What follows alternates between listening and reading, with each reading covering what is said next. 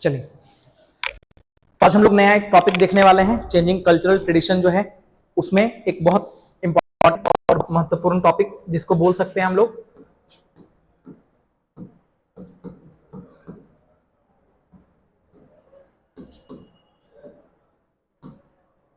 Topic का क्या नाम है, विश्वविद्यालय एवं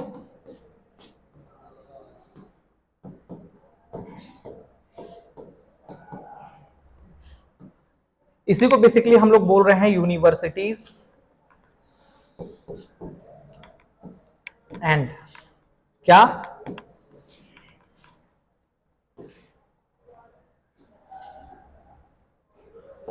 ह्यूमैनिटीज। अब इसको थोड़ा सा ध्यानपूर्वक आप समझिएगा कि व्हाई दिस टॉपिक, मतलब ये आपके प्रारूप में क्यों है, ये आपके बुक में क्यों दिया हुआ है। हम लोग इससे पहले पूरा का पूरा इंग्लैंड का कहानी सुने थे और आपको उसी समय हुआ क्या था,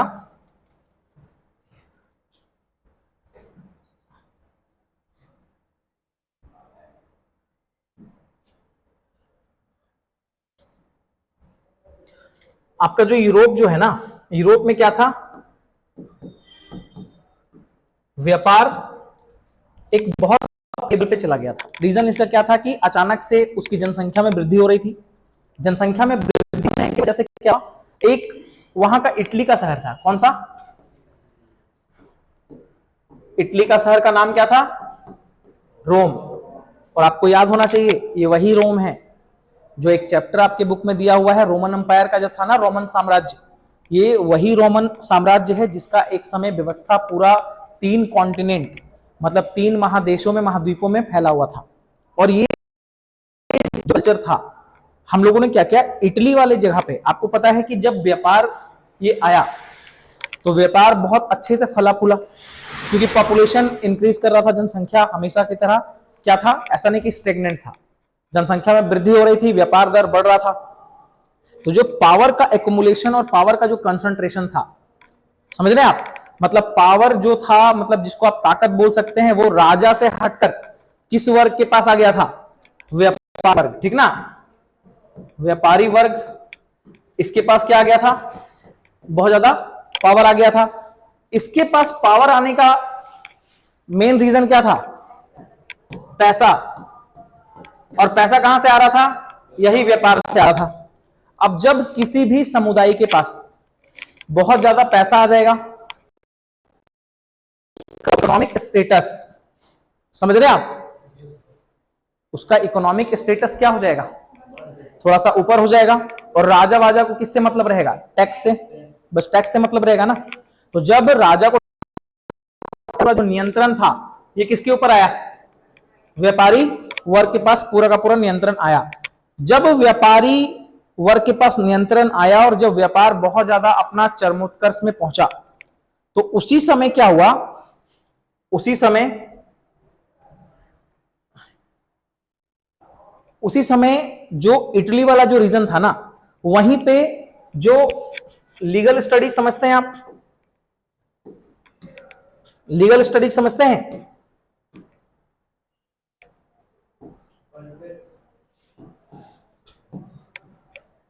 लीगल को क्या बोलते हैं, आपके किताब, आप जरा किताब खोलिए और किताब में देखिए 2 तरह का यूनिवर्सिटी का बात किया है, एक पेडुआ और एक बोलोगना। ये 2 यूनिवर्सिटी था, ठीक है। ये कहां पे खुला, सबसे पहले इटली के शहरों में, इटली के शहर में 2 यूनिवर्सिटी खुला। उसके आगे पढ़िए लिखा हुआ है, उसके थोड़ा सा आगे जाइएगा तो वाणिज्य था, और उसके बाद आगे, उसके आगे और पढ़िए, नहीं पहला ही दूसरा लाइन में देखिए ना क्या लिखा हुआ है, हाँ, और कुछ नहीं लिखा हुआ है क्या, लीगल स्टडीज का सिंपल सा मतलब है आपका जो भी कानून से, कानूनी पढ़ाई, ठीक ना। लीगल स्टडीज को क्या बोल सकते हैं हम लोग, कानून की पढ़ाई। अब इसको थोड़ा सा आप समझिए, why there was the necessity of legal studies in that very region. मतलब कानूनी पढ़ाई का जरूरत क्या पड़ा हम लोग को? दो तरह का वहां पे जरूरत पड़ा। जब बिजनेस बहुत ज्यादा फैलेगा किसी भी राज्य में, साम्राज्य में, तो उस बिजनेस के मेंटेनेंस को, उसकी रूपरेखा तैयार करने के लिए, उसको आगे बढ़ाने के लिए हम लोगों को ऐसे लोगों का मतलब जरूरत पड़ेगा जिसको कानूनी व्यवस्था का नॉलेज हो और जो रिकॉर्ड्स रखता हो। किसका रिकॉर्ड? समझते हैं आप? किसी से मान के चलिए व्यापार किए, जैसे मान के चलिए आप, ठीक ना, क्या नाम बेटा आपका? फहीम। फहीम का एक मान के चलिए चावल का दुकान है और ये होलसेलर है चावल का, और इसका चावल हमको मान के चलिए इसके पास बेचना है, निशा के पास, और निशा को चावल का डिमांड है और फहीम के पास चावल बहुत ज्यादा है। तो इन दोनों के बीच में क्या होगा? एक व्यापारिक गतिविधि होगी, व्यापारिक गतिविधि होगी ना। लेकिन इसका कितना, जैसे साल इन लोग का व्यापार चला तो इसका कहीं ना कहीं रिकॉर्ड रखेंगे ना। अगर बिजनेस लंबे समय तक चलता है तो उसका रिकॉर्ड, प्रक्रिया वगैरह, कितना लॉस हुआ, कितना मुनाफा हुआ, कब कितना कंसाइनमेंट इसको देना है, 100 केजी का डिमांड है, 100 केजी का रेट किस मतलब होगा, उसमें ट्रांसपोर्टेशन कॉस्ट कितना जाएगा। समझ पा रहे हैं आप? तो ये जो पूरा का पूरा जो व्यवस्था है, इसको हम लोग को क्या करना पड़ेगा? रिकॉर्ड्स में रखना पड़ेगा, क्योंकि एक चीज एक दिन का तो व्यापार है नहीं। और रिकॉर्ड्स रखने के लिए आपके बुक में देखिए दिया हुआ है सॉलिसिटर्स। जो यूनिवर्सिटी था, एक पेडुआ और एक जो बोलोगना का यूनिवर्सिटी था, ये प्रचलित किस लिए था? लीगल या रिकॉर्ड मेंटेनेंस की पढ़ाई के लिए, क्योंकि वहां पे दो ही लोगों का तो जरूरत था। कॉमर्स मतलब क्या हो गया? कॉमर्स का मतलब हो गया बिजनेस। कोई भी व्यक्ति अगर बिजनेस को अपने तरीके से कर रहा है तो उसके रिकॉर्ड्स को रखने के लिए बहुत सारे लोगों का जरूरत पड़ सकता है, अगर बिजनेस बड़ा है। क्योंकि रोम का जो वो शहर है या जो इटली का जो पूरा का पूरा मार्केट है, वो व्यापारिक वर्ग चला रहा है उस समय, और व्यापारी वर्ग के पास जब पावर रहेगा तो वो अपने व्यवस्था को अपने अनुकूल करने का प्रयास करेगा। समझ पा रहे हैं? तो ये पूरा का पूरा जो व्यापारी वर्ग है, ये क्या किया? बहुत ज्यादा ग्रांट्स वगैरह भी, बहुत ज्यादा फंड वगैरह दिया यूनिवर्सिटीज को, क्योंकि इसी का फायदा है। जब हमको जिस इंसान का जरूरत है तो हम उसी के लिए व्यवस्था बनाएंगे ना। तो दो यूनिवर्सिटी जो खुला, बोलोगना का और किसका? पेडुआ का जो यूनिवर्सिटी कहां पे खुला? इटली वाले रीजन में। वहां पे पढ़ाई किस चीज की होने लगी? एक तो कानूनी पढ़ाई और दूसरा मानवतावाद, मानवतावादी विचारधाराओं की। अब इसमें दो चीज समझने का चीज है। कोई भी बिजनेसमैन आप कहीं पे भी देख लीजिए, वो आप यहां का है बिजनेसमैन या वहां का है, पटना का है, पटना के बाहर का, आप देखिएगा ना, वो हर इंसान को एक जैसा ट्रीट करता है। उसके लिए प्राइमरी चीज क्या है? पैसा और बिजनेस। तो ऐसा नहीं है कि वो जात पात या वो कुछ जाति धर्म इन सब चीजों से ऊपर उठा हुआ इंसान रहता है, क्योंकि उनका सबसे बड़ा चीज होता है प्रॉफिट मैक्सिमाइजेशन, मतलब मुनाफा। कोई भी बिजनेसमैन आप ले लीजिए, उसके दुकान में हिंदू, मुस्लिम, सिख, ईसाई सब जाएगा। और इटली जैसा शहर में जहां पे किसका प्रभाव है? रोमन कल्चर का, रोमन संस्कृति का प्रभाव वहां पे इसलिए है क्योंकि एक समय ये जो रोम का जो शहर था ना, ये रोमन एम्पायर का पार्ट था। और रोमन एम्पायर आपको क्या पता है? 3 महाद्वीपों में फैला हुआ था। ये पूरा का पूरा व्यवस्था है। अब यहां से एक नया जो है परिवर्तन आता है सामाजिक अवधारणा में, और यहां से एक नया व्यवस्था फिर से आगे की तरफ चलता है। अब इसको समझिए, नया व्यवस्था क्या है? जब मानवतावादी जो नीति है, या मानवतावादी जो विचारधाराओं का जो पढ़ाई हो रहा है, इससे लोग क्या कर रहे हैं? इससे लोग मानव के मूलभूत जो आपकी प्रक्रियाएं हैं, उनका मूलभूत उद्देश्य जो है, या उनका मतलब जीवन का जो लक्ष्य है, जिस तरीके से भी मान के चलिए, मानवतावादी का मतलब क्या है? सिंपल सा चीज आप अगर इसको देखेंगे कि एक मानव का गोल क्या होना चाहिए? मानव को समाज की कल्याणकारी नीतियों के लिए कुछ काम करना चाहिए, समाज के लिए कल्याण करना चाहिए। तो मानवतावादी जो आप भी अभी 11th 12th में, या फिर आप देखिए मीटर में जो भी लोग पढ़ते हैं 11th 12th जो करते हैं, आर्ट साइंस अलग अलग बैकग्राउंड है, तो ह्यूमैनिटी वाले स्टूडेंट को सबसे कमजोर समझा जाता है। लेकिन अगर आप स्कोप की बात करें ना, तो सबसे ज्यादा स्कोप इसी के पास है।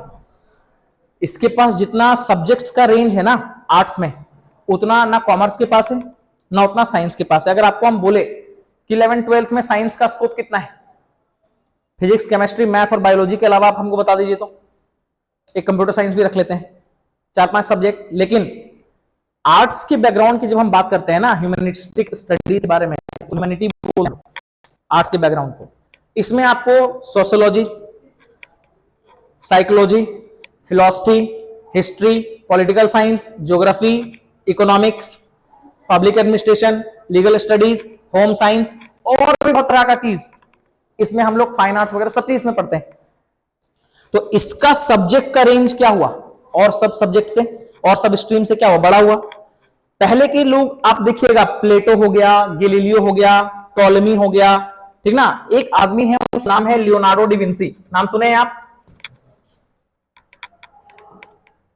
Leonardo D Vinci. अब ये भाई साहब के बारे में आपको हम क्या ही बताएं, ये अपने आप में बहुत बड़े तोप रहे हैं। मतलब एक तो बहुत बड़े आर्टिस्ट थे, आर्टिस्ट के साथ साथ समाज में जितनी भी चीजों की जरूरत चल रही थी उस समय, सबके बारे में इन्होंने अध्ययन किया। समझ रहे हैं आप? हर इंसान के बारे में इन्होंने ऐसा ऐसा चीज बताया कि मानव का जो विकास है किस पद्धति से हुआ, मतलब इवोल्यूशन के बारे में भी बताया। साइंस का भी सब्जेक्ट के बारे में इसने डील किया। तो पुरानी पद्धति के जितने भी लोग रहते हैं ना, तो पुराने लोग, खासकर यूरोपियन जो चीजें होती है वहां पे, उन लोगों का क्या है, मल्टी डायमेंशनल अप्रोच रहता है। मतलब एक आदमी बहुत सारे सब्जेक्ट्स में या विषयों में पारंगत हो सकता है, क्योंकि वहां पे उस समय पहली नीति कौन सी आई थी पढ़ाई की, ह्यूमैनिटी, मानवतावादी। और मानवतावादी का जो आपको हम बताएं अभी रेंज क्या है, बहुत ही ज्यादा बड़ा है। समझ पा रहे हैं आप? तो इसी हिसाब से इस तरीके से वहां पे पूरा का पूरा क्या हुआ, व्यवस्था चला। और इटली जैसा शहर, आज भी इटली में लीगल स्टडीज के लिए बहुत सारे कॉलेजेस हैं रोम में, कभी आप नेट पे सर्च करेंगे तो आपको वहां पे मिलेगा। एक और आदमी है, उसका नाम है पेट्रार्क। पेट्रार्क भाई साहब 1304 से कितना तक है, 48 तक आपके बुक में दिया हुआ है। ये 78 तक है इनका कार्यकाल रहा है। ये भी ह्यूमैनिस्टिक अप्रोच के बारे में बहुत कुछ बताए हैं। और आज जो आप ह्यूमैनिटीज के बारे में जो पढ़ रहे हैं, और यूरोपियन कंट्रीज में जो खुला है, जो ह्यूमैनिटीज का बहुत अच्छा तरीके से पढ़ाई वढ़ाई करवाता है, ये सब अचानक से नहीं हो गया। ये सब किसके, बहुत सारे ऐसे ऐसे लोग रहे हैं। अभी इसके बाद वाला चैप्टर में हम लोग पढ़ेंगे क्या, रिनेसा, कि सामाजिक गतिविधियों में साइंटिफिक डिस्कवरीज बहुत सारा हुआ। उसी कालखंड में नया नया जो मतलब सी रूट्स वगैरह जो था ना, मतलब समुद्री यात्रा जो लोग किए, समुद्री का नया नया खोज किए, जैसे एक वास्को ड गामा भी है, वो सारी चीज भी हम लोग इसमें।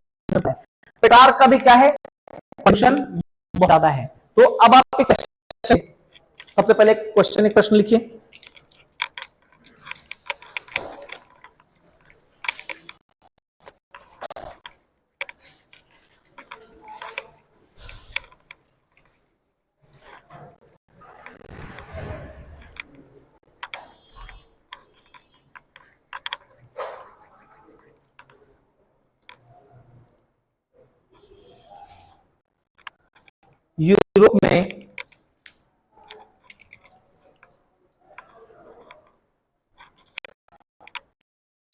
यूरोप में मानवतावादी, यूरोप मानवतावादी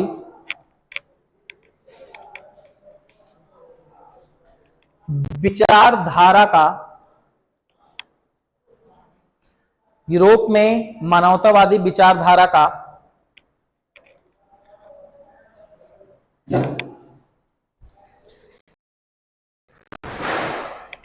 उन्मूलन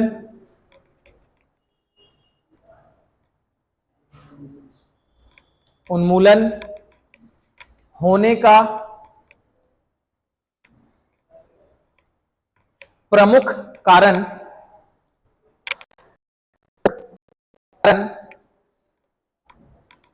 क्या था।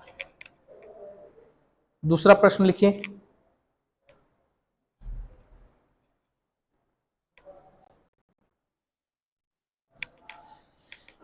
प्रारंभिक यूरोप में प्रारंभिक यूरोप में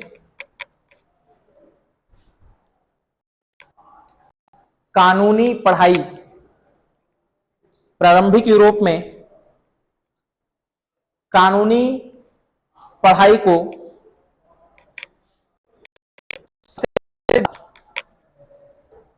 सबसे ज्यादा महत्व क्यों दिया गया? दो क्वेश्चन हो गया। तीसरा क्वेश्चन लिखिए, यूरोप में मानवतावादी विचारधारा, यूरोप में मानवतावादी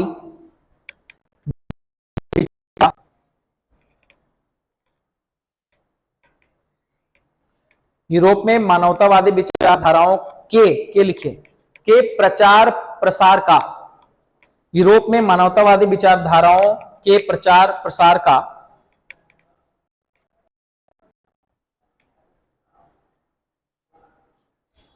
महत्वपूर्ण कारण क्या था, या कारण क्या? Why there was the what we can say, why the humanistic approach in Europe was given more weightage apart from all the other subjects at that very time? कि आखिर ऐसा क्या हुआ कि मानवतावादी नीति जो वगैरह है इन सबको बहुत ज्यादा तवज्जो क्यों दिया गया और सारे सब्जेक्ट से ऊपर? तो ये तीन प्रश्न है। एक और क्वेश्चन लिख लीजिए, तो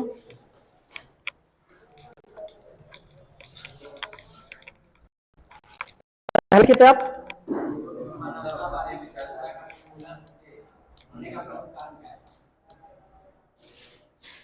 यूरोप में या यूरोप के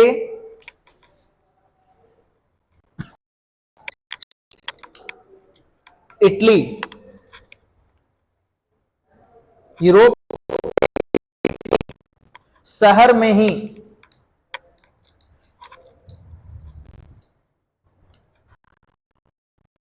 विद्यालय, नए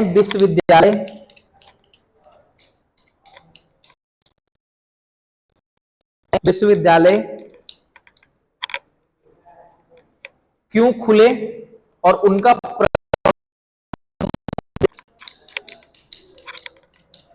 उनका प्रमुख उद्देश्य, why the universities opened only in that part of Italy, in entire Europe, why they have just chosen Italy for opening the universities, why not the other cities? समझ में आ रहा है आपको? why not the other cities or other country? and in that very region of Italy, region में आखिर ऐसा क्या चीज हो गया था कि वहां जो भी यूनिवर्सिटी खुला उसमें होलिस्टिक अप्रोच के बारे में बात हुआ, मानवतावादी सिद्धांतों के बारे में बात हुआ, मानवतावादी विचारधाराओं के बारे में बात हुआ, और इसके अलावा जो भी हुआ वो व्यापार से ही रिलेटेड हुआ। जो भी चीज हुआ उसका संबंध व्यापारिक रूप से ही मतलब रहा। ऐसा क्यों था? समझ रहे हैं आप? तो ये टॉपिक आपका कंप्लीट हुआ। इसके बाद हम लोग आगे बढ़ते हैं।